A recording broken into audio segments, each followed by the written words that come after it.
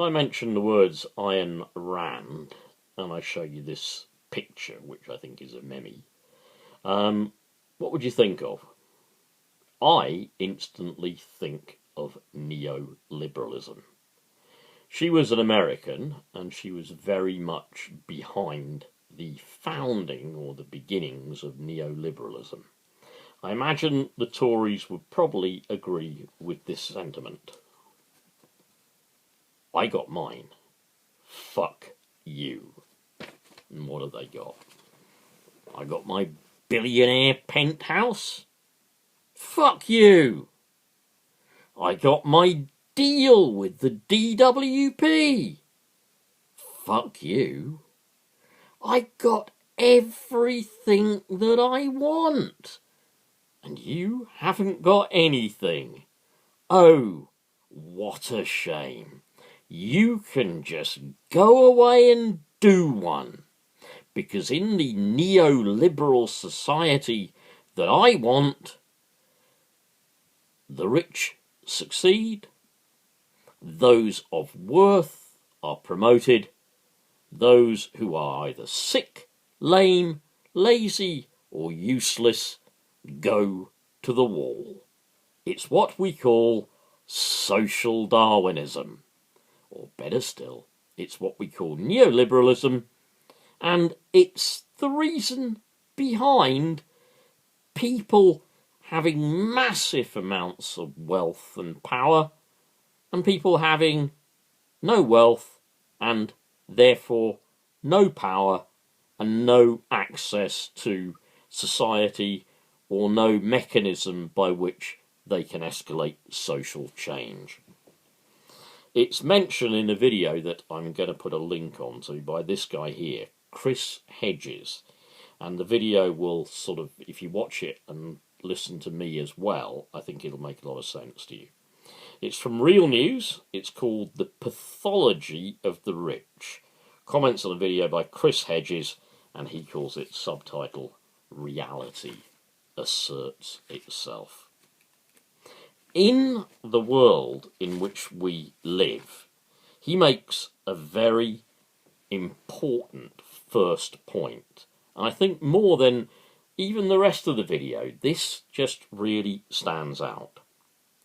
We have come to be expected to identify with those who have this great wealth, those who have this great power, and those who have made it in society.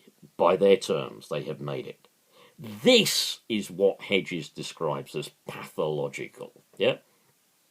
This identification with wealth and power. If we are not wealthy or we do not have money, we don't have anything. We don't have any power. We may as well be written off. Think of that. Think of it in real terms. Isn't it interesting, as has been said countless times, that it wasn't the millionaires or the billionaires in their tower blocks in Kensington who burned to death? No, well, partly because many of them didn't live there anyway, but partly because they have all the protection and the sprinkler systems and everything that they need. They won't burn to death. It wasn't those people who were ignored either, was it? I mean, it's very much like anyone coming in anywhere. Perhaps a billionaire turns up, or even a millionaire turns up in their sharp suit at their local council offices and demands to know why a parking space hasn't been made available for the residents outside where they live. The moment they go in, the moment they confront the official, their complaint or whatever will be instantly accessed. Somebody will be down. Somebody will log it. Somebody will be looking at it. This person's position and their money demand that it will be looked at. However, residents from Grenfell Towers insisted that their safety concerns were addressed. Over and over again, they insisted that their concerns over inadequate fire escape means, and just sort of even issues around the sprinklers, issues around the cladding to the building, everything that we know was already in place to make that disaster. They already complained about.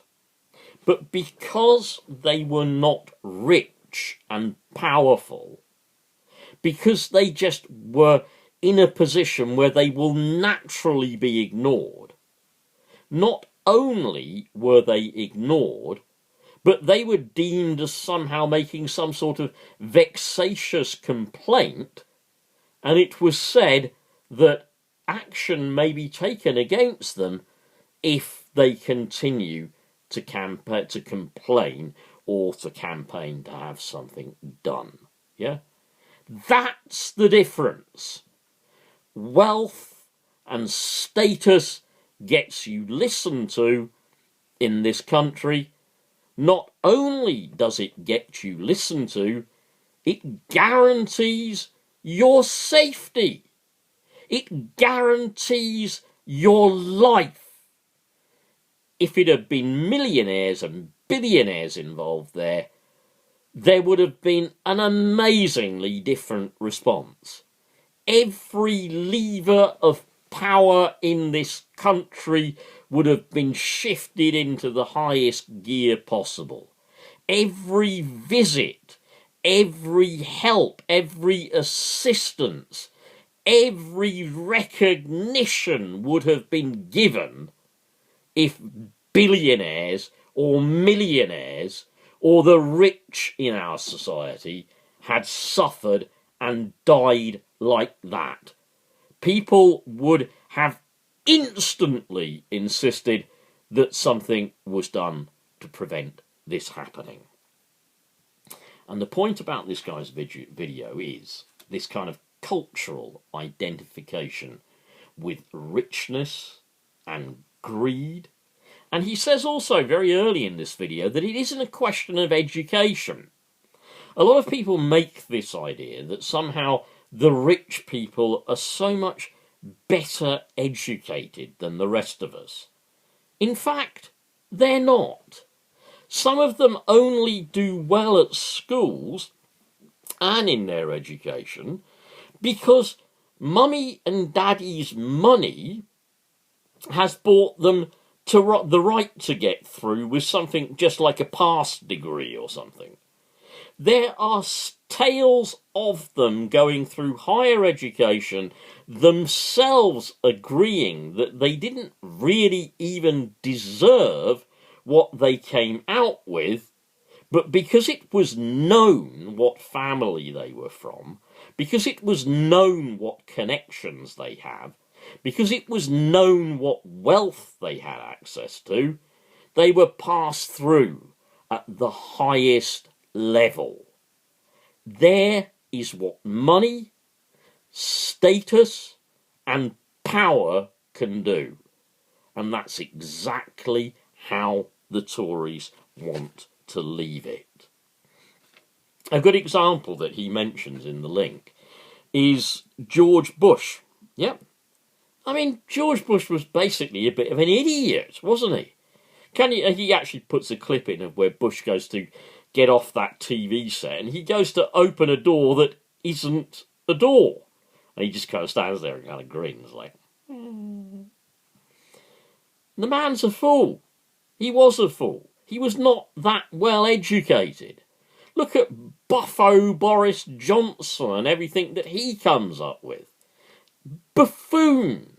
Not particularly well educated, but powerful. Yeah? None of this fire or whatever would have had any effect on him. He's listened to because he's powerful. So, what I suppose I can conclude from all of this lot as well is that what also led to this, incredible control and power that is produced for the rich corporate elite, what also led to that was the decline in what this guy calls the liberal class, almost the liberal middle class. They were some kind of check or balance on that in years gone by. But he begins by talking as well about McCarthyism and the witch hunts. You can Google it, but I'm sure many of you know what that was about. Even Chaplin, whose words I've quoted recently from The Great Dictator, that ending speech, was before the House on Un-American Activities Committees, because Senator McCarthy was with are you now or have you ever been a member of the Communist Party? So was Arthur Miller. So were many of the left-wing intellectuals of the time. They were basically being weeded out so that the extreme right could rule everything, so that wealth and power could guarantee further access to wealth and power, further position, further privilege, and further ability to get others to do everything for you while you barely lift a finger but live and breathe money. The decline of that particular class of liberal or libertarian activist has partially contributed to where we are now. Why the hell do you think Theresa May is able to shake hands and make deals with the DUP? The DUP. It's not that Terry is probably the same kind of right-wing, bigoted, Nazi Christian as they are. It's not that she probably doesn't share their ideals, because undoubtedly she does. But there's money behind that deal. Unfortunately, it's our money. Throwing that money at them, for this woman May to hang on to power by throwing that money at them, is throwing our money at them. Is throwing at them money that will be taken from the sick, the poor, the disabled, the unemployed, those again who are weak by virtue of their position and have no say over this.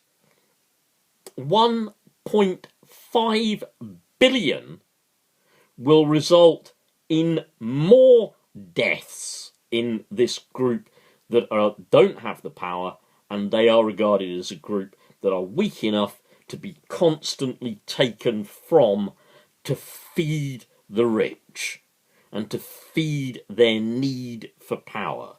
I guarantee to you, people will be being as assessed as, not right to have PIP, which they need.